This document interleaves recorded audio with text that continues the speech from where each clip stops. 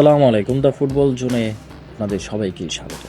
পেশাদার ফুটবলের একেবারে শেষ প্রান্তে দাঁড়িয়ে একজন মানুষ নিজের জীবনটা ফিরে দেখছে।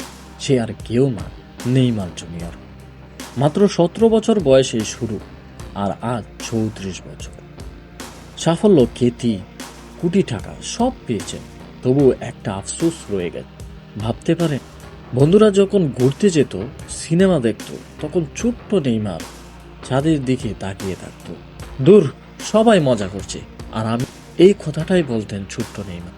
কিন্তু একটা জিনিস ছিল, একটা স্বপ্ন, আর সেই স্বপ্নই তাকে বানিয়েছে আজকের নেইমার। পরের দিন সব কষ্ট ভুলে যেতেন, কারণ তিনি খেলতেন ফুটবল। কিন্তু সফলতার পিছনে একটা কঠিন সত্য আছে। 20 বছর ধরে একই চাপ, একই সমালোচনা। নেইমার বলে, মানুষ আমাকে ছিন্ন ভিন্ন করে ফেলে, কিন্তু ভুলে যায় আমিও একজন মানুষ। হ্যাঁ, তিনি কাঁদেন, রাগ করেন, কষ্ট পান, ঠিক আমাদের মতোই। চুট, সমালোচনা সবকিছুর মাঝেও একটা মানুষ এখনো বেঁচে আছে, শেষ বিশ্বকাপের আশায়। কিন্তু প্রশ্ন একটাই, ফিফা ওয়ার্ল্ড কাপে কি জায়গা হবে তার?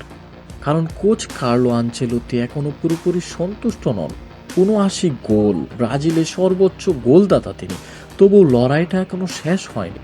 এই গল্পটা শুধু একজন ফুটবলারের না, এই গল্পটা স্বপ্ন, ত্যাগ আর একজন মানুষের।